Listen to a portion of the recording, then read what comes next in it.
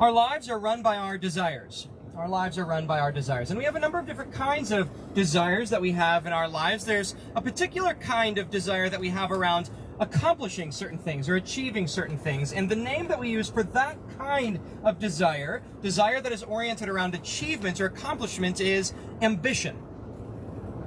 Desire that is about achieving or accomplishing something is about ambition. And ambition makes up a huge amount of our action in our lives and in the world, especially in places like New York. New York is a city of ambition. People have come here to achieve and accomplish things. And of course, there are all sorts of good things about ambition, about exerting ourselves and figuring out what God has put inside of ourselves and where it can meet some sort of satisfying target, and testing ourselves and proving ourselves, and all sorts of things related to that expression of ambition are wonderful and good things. And yet there are challenging things about ambition, because ambition over time, especially what we might call selfish ambition, turns into one of two things over time. Ambition turns into one of two things over time. Ambition can turn into craving or addiction, because we pursue something and we want to achieve something and accomplish something, and then we get that thing and we realize that so much of why we were pursuing that thing was about the feeling of the pursuit. And so we get the thing that we are pursuing, we achieve the thing that we set out to accomplish, and we find out that the itch isn't gone. And now I have to pursue some new thing. I got the thing and it didn't satisfy, and in that moment, ambition in our lives actually morphs into something else, into craving or addiction. Of course, if we don't get the thing that we were pursuing, if we don't achieve the thing that we set out to do, ambition can turn into accusation, where ambition no longer serves as this wonderful good force in our lives to set out to pursue certain things, but instead it becomes this voice of guilt and condemnation in our lives that beats us down because we didn't achieve the thing that we set out to do. Both of these things, in both of these cases, ambition becomes this hunger that can pursue or change and transform into our lives into either addiction or accusation. There's a penetrating, honest song, 2017 song by Florence and the Machine called Hunger, where she speaks about the way that ambition cannot fill the hunger that we have. In the song, she sings this. She says, "I thought that love was on the stage. You give yourself to strangers, you don't have to be afraid. But then love tries to find a home with people, or when I'm alone, picking love apart and staring at your phone. We all have a hunger." What is ambition? Thank you. Why do we have ambition? What does good ambition look like? These are some of the questions we're going to be asking today. We're in the middle of a sermon series titled Wisdom for Life. It is an expository sermon series, just a little bit on the microphone, an expository sermon series. If I start shaking, hold on just a second, don't touch me.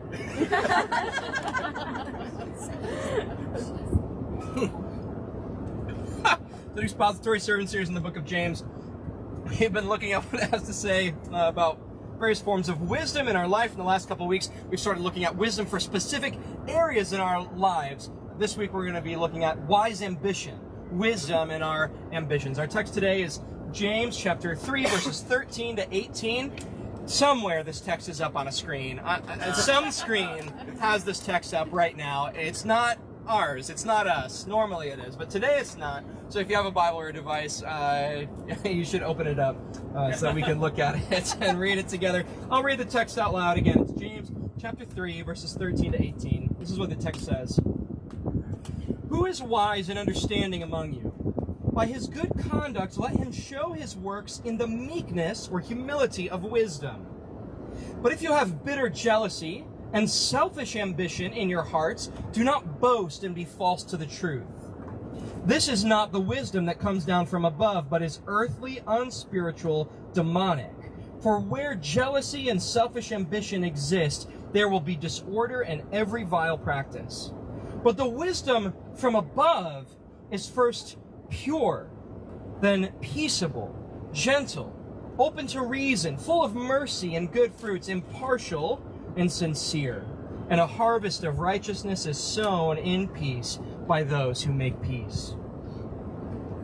Selfish ambition destroys lives and stains our world. James says, but if you have in you bitter jealousy and selfish ambition in your hearts. The Greek word for selfish ambition here is erytheia, and in other contexts it has a sort of connotation of political canvassing or like self-promotion. It's a particular kind of ambition that is about me and about raising my stature and self-promoting and increasing others' view and sense of myself. And James says, if the wind would let me remain on the page, that it ruins our lives. Selfish ambition ruins our lives in three ways. One way is found in verse 16, where it says, for where jealousy and selfish ambition exist, there will be disorder and every vile practice. The word for disorder here can literally be the word for instability. Selfish ambition, James said, makes us unstable because it's constantly yanking us around in our lives as we pursue whatever selfish ambition we've set out to pursue. We're not able to settle and be integrous people over time because we're constantly running around pursuing whatever that latest ambition is that we have.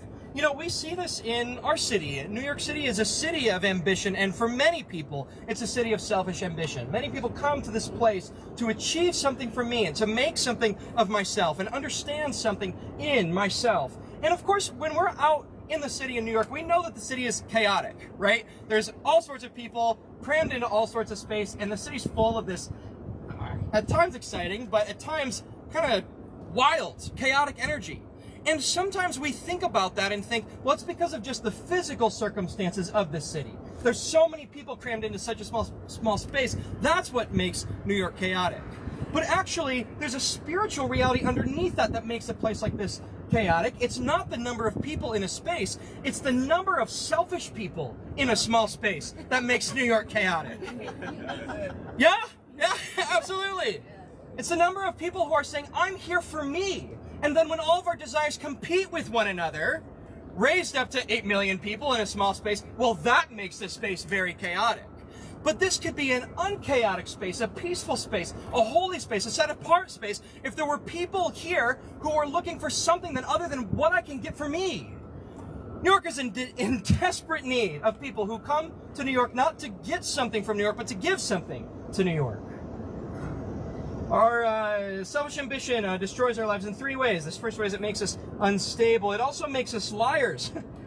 James says, if you are full of selfish ambition, don't boast and be false to the truth.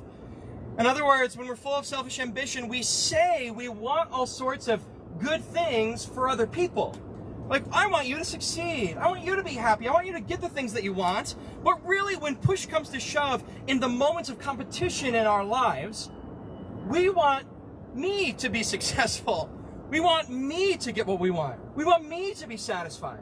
And so when we're full of selfish ambition, we're full of all sorts of words that are for and about the blessing of other people, we really make ourselves out to be liars because we know at the end of the day what we really want is our own selfish self-satisfaction. And these two things combine into the surprising verdict that James gives when he says the selfish ambition is earthly, unspiritual, and demonic. It's actually anti-spirit. It's anti-spiritual because selfish ambition locks us in to a purely physical way of thinking that's governed by a scarcity mindset that says there's only so much to go around and I need to get my share of it. The share that I think I need to get. My share of money, my share of praise, my share of sex, my share of desire, whatever it is. There's only so much to go around and I need to get my share. That is an anti-spiritual way of thinking because in the Spirit and in God, there's enough of everything to go around. There's enough blessing, there's enough meaning, there's enough sense of belonging and being at home. There's enough to go around when our eyes are set on the things of the Spirit. And so we act in ways that serve our selfish ambitions. They make us unstable, lying, anti-spiritual people. Selfish ambition believes that we just don't have enough yet. Maybe once I do have enough, I'll have enough to give something to somebody else or to share. And so we postpone living like we know we should until we sort of get what we want. We think I'll start to live a humble, sacrificial life once I get the things that I want. But James actually says that the world won't be changed by people who give out of their already self-satisfied ambitions, no matter how much those people give out of that place. James says that the world is changed by people who reject the idea that there's something central to who I am that I don't have yet and that I need to go get, and instead they start doing good in their lives right now where they're at. Our world would be healed by people who do good regardless of whether or not it served their ambitions. Our world would be healed by people who do good regardless of whether or not it served their ambitions. James says this in verse 13. Who is wise and understanding among you? By his good conduct, let him show his works in the meekness or humility of wisdom. The person here in verse 13 does good works out of meekness and humility, not out of some sort of selfish ambition. And James says this is the person who's wise and understanding. Now, you might be asking yourself right now, okay, meekness, humility, I've heard a lot about them. How do I become humble? What is humility? And when we think about humility, often the first thing we think of is sort of like getting low, like making myself low. Notice in that way of thinking that we're sort of drawing in that picture on a directional metaphor, right? We sort of have a vertical kind of scale, and if I get low, I'll be humble. I'll be underneath other people. Now, of course, if you've been operating in your life and think of humility in that way, that's a wonderful way to think about. But I just want to point out that if you're thinking about that on that vertical scale, then really there are two ways to conceive of humility. On the one hand, you could say, I'm going to get low and make less of myself. Or on the other hand, you could say, I'm going to raise my opinion of everybody else up. Sometimes we think about humility and we're sort of like, I have such a low view of all these other people, and so I'm going to like get humble by getting underneath them. I'm going to get low. Or we could say, what if I raised up my view of other people? Because at the end of the day, humility, even the language of humility, the call to humility, only makes sense in this time, in this place. That's full of pride. We need a word that's the opposite of pride. But in heaven, we're all just going to be enjoying living in right relationship to God and to each other. And so no one's going to have to talk about humility anymore, because no one's going to have to talk about pride. Humility really at the end of the day is just having a right understanding of myself in relationship to other people, in relationship to God. Right understanding with myself. You come to yourself and say, I am truly a unique, unrepeatable iteration of humanity. There's no version of human that has ever been or ever will be again that is me. That's a high view. The next movement is then to have that same high view of everybody else. Right? We're not humble when we have that first thing, and then we're like, and everybody else is less than me. Or no one else is as special as me, or no one else has the gifts that I have, or my gifts are better than other people. No, we then move to other people and go, and everyone else that I come into contact with is also a unique iteration of humanity that never has been before and never will be again. And then we move that into right relationship with God and say, and we all got that from God. None of us did it ourselves. The person who holds those three things together in tension is humble. They have a right understanding of themselves in relationship to other people and in relationship to God. And James says this person is wise and understanding, about who they are and who other people are and how the world works. This sort of person is able to actually do good in the world. The humble person who has right understanding of myself and others in God, they're actually able to do good. And this is more needed and more countercultural in our time than ever. Because our culture is dying for meaning, right? We all have a hunger, and for many of us, our hunger is meaning. But our culture has removed transcendent sources from our lives of where we can get meaning from. Transcendent sources that just speak to you, you are meaningful. And so what do you have to do now in this time? To become meaningful, you have to do stuff. You have to do stuff to become meaningful. And one of the major things that our society says will make you meaningful is doing things that are good, is working for change in the world. And that, of course, is a good and wonderful thing. But if you're doing that to fill your meaning need in yourself, you're not actually doing good for goodness' sake. You're doing it for you. You're doing it to fill something up in yourself that you feel like you don't already have. And these people who are doing this, are not only doing good for goodness' sake, but when things get hard, when doing good has cost, or telling the truth has cost, people who are just filling up their own need for meaning by doing good are not going to be able to continue to do good in hard situations. The Danish philosopher and theologian Søren Kierkegaard says this in sort of lambasting the idea that people need to do good in order to become something in the world. This is what he says. He says, "Let us not deceive young people." Young people especially. Let us not deceive young people. Let us not sit and haggle and bargain in the antechamber of the holy. Let us not create a profane introduction to the holy, as if one were to will the good and truth in order to amount to something in the world. Our world needs humble workers for the good, who are here to do the good because the opportunity to do something good has presented itself to me. Not because I need this in order to feel like I am something in the world. And of course, we all would love to do this. We hear these ideas and think, yeah, that sounds absolutely wonderful. But we're so often not able to do this. We're not able to control our selfish ambitions as to be actually able to humbly do what is good. And of course, in some ways, this is what our world kind of tells us to do. Our world says, have selfish ambitions and burn everything else down to the ground in your pursuit of your ambitions. Just set everything else on fire. Rooftop heat in your pursuit of your selfish ambitions. But of course, there's another way. There's another wisdom, another perspective on ambition that doesn't come from this world, but that James says comes from above. It comes from heaven, and it has the perspective of heaven, and the freedom, and the breadth of heaven. And in this good country of eternity, held before the eyes of God, ambition is not the desire to serve my own ego, but ambition is the strength-filled opportunity to channel my desires and my energies in the service of other people. Because while selfish ambition is a specter of spiritual death, the God of the Bible, who is the Spirit of life, is the personification of selfless ambition. Not selfish ambition, but ambition that is selfless. James lists off a number of things in verse 17 that describe this opposition to selfish ambition, and it's this wisdom that comes from above. And he says it ushers forth into all of these different things, right? Peaceable, gentleness, open to reason, all these things that come if we lay down selfish ambition. Yet there's one thing that James says comes first. He says it's pure. He says it's first pure or holy. It's first pure or holy.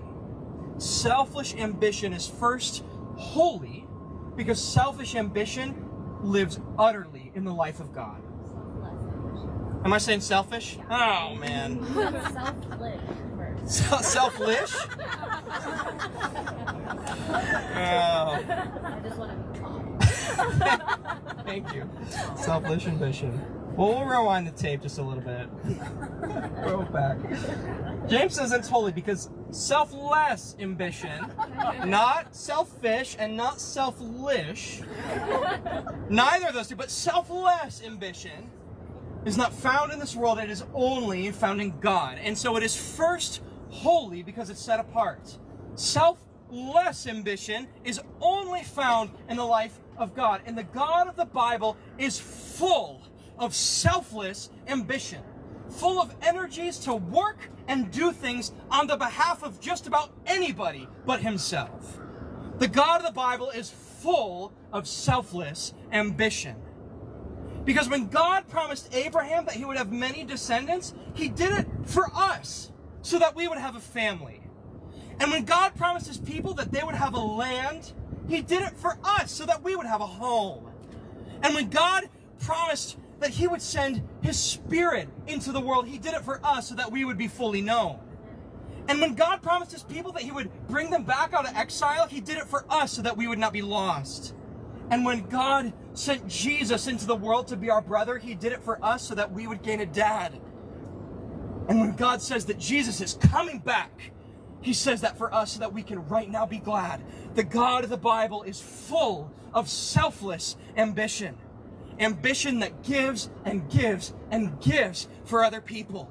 And this kind of ambition, selfless ambition, ambition that doesn't give up its energies for goodness and work and challenge, but that channels them towards other people and not towards us. This becomes power in the world to live in a different way, to be peaceable, to be gentle, to be fair, to be merciful and full of good fruit, to be impartial and sincere. When we lay down selfish ambition and take on and receive the blessing of selfless ambition from the God of the Bible. And this is what our world needs. It's what our friends need. It's what our neighbors need. It's what this time needs. It's what New York needs. New York will always be a city of ambition.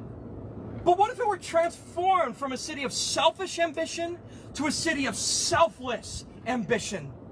Where people came here full of ambition for other people instead of for themselves. That would change this whole place. It would change this time, and it would change our lives. And as James says in verse 18, we would become peacemakers who sow a harvest of righteousness by doing peace in our lives and in the world. This is what our world needs, it's what our city needs, it's what our time needs, it's what we need in our lives to become people who are kind and gentle and good, who sow peace in this world that will not just yield a harvest now for us, but will yield a harvest for future generations, for people who are coming, who are going to say, how did this place become peaceful? How did this place become kind? How did this place become merciful? How did it become gentle? And somebody will say, somebody decided to use their ambition for somebody else. That's how it happened. God will see it done. Amen.